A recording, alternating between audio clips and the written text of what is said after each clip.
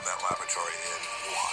The Institute granted NBC News the first independent media access to the lab.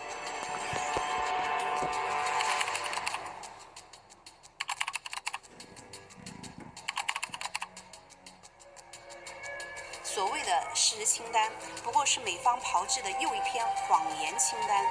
这也是蓬佩奥这位谎言先生的最后疯狂。如果美方真的尊重事实，就请他们开放德特里克堡基地，并就美国海外200多个生物实验室等问题公开更多的事实。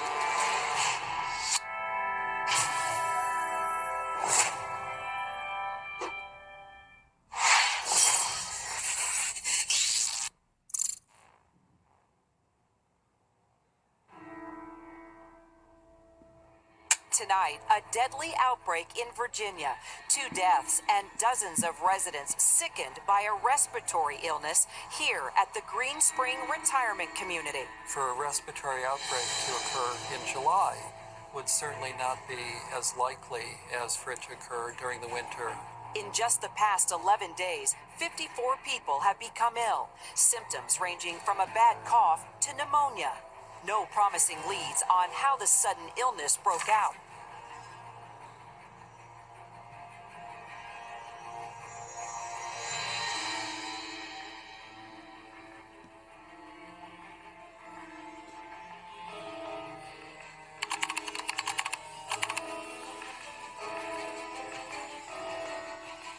In Fort Detrick, Maryland, the U.S. Army has cutting-edge laboratory facilities researching viruses.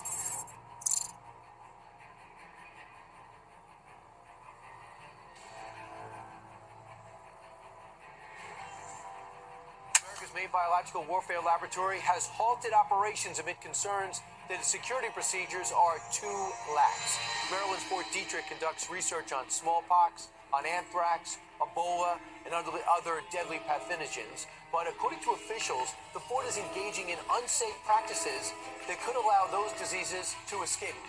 This is scary, very disturbing, because the very lab, and it's the only Department of Defense Level 4 biosafety lab, biocontainment lab, is suddenly accused of having problems with decontamination and is shut down by the CDC while they're working on things like, as you said, plague, tularemia, Ebola, anthrax. If the disease, God forbid, ever got out, but if you can't decontaminate, guess what can happen? Brian, it can get out. It can cause an outbreak, God forbid, even an epidemic. By the end of March 2020, the CDC restored USAMRIID's labs to full capacity. Days before they were reopened, Fort Detrick had received a sample of SARS-CoV-2, the virus that causes COVID-19, from the CDC. The Army argued that since SARS-CoV-2 has not been added to the selected agents list, it does not fall under the same restrictions as other deadly pathogens.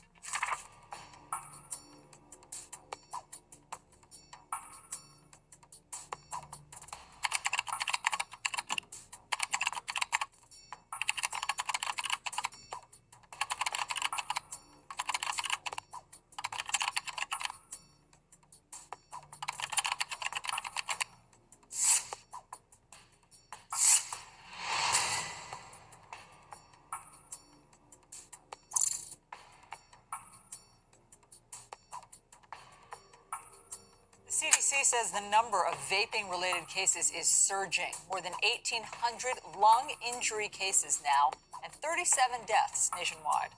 The first death was reported in August, and now, months later, health officials still do not know exactly what is behind this outbreak. E-cigarettes, these nicotine delivery devices, they've been around, really since 2007, 12, 13 years now in this country, and we haven't heard of these mysterious illnesses before now.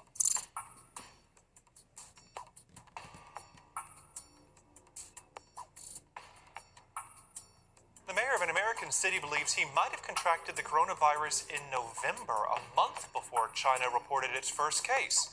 I stand up to say that I was sick in November. I met all of the criteria. I have a positive antibody test, and I am certainly not alone in my assertion that I was sick in November. So we could have people in the United States dying for what appears to be influenza when in fact it could be the coronavirus or COVID-19. Some cases have been actually diagnosed that way in the United States today.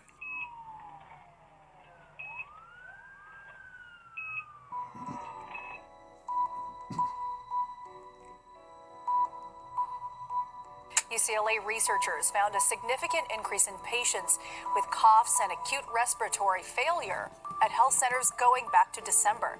Researchers say there was a 50% jump in such cases when compared to the same period in each of the last 5 years. There may have been a very great incidence that was missing because the numbers of hospitalizations for influenza were increased dramatically. But most influenza hospitalizations don't undergo a test to see that it is influenza. The first wave of influenza was the B strain, which showed up in December. It may have been very likely that the increased frequency of the influenza B was actually COVID. The U.S. reached 400,000 deaths from COVID-19, nearly equal to the number of Americans killed in World War II. 100,000 of those occurred just in the past month. 那么美国不是要公开透明吗？不是要调查吗？我们中方在信息公布方面一直是公开透明的，我们也一直支持世卫组织根据国际卫生条例开展相关的工作。不知道美方可不可以履行他的一个信念，也公开透明，像中方一样公开透明呢？ Besides the hundreds of biological labs in the country, the U.S. has built over 200 military biological laboratories in 25 foreign countries.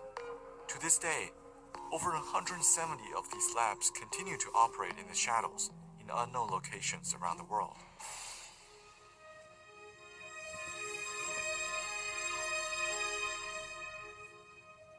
По всему миру действительно, в том числе на пространстве ШОС, на постсоветском пространстве. И эти лаборатории достаточно плотно формируются по периметру границ Российской Федерации, ну и, соответственно, рядом с границами Китайской Народной Республики. 如果美方真的尊重事实，就请他们开放德特里克堡基地，并就美国海外200多个生物实验室等问题公开更多的事实。那么就请他们邀请世卫组织专家去美国开展溯源调查，回应国际社会的关切，用实际行动给国际社会一个交代。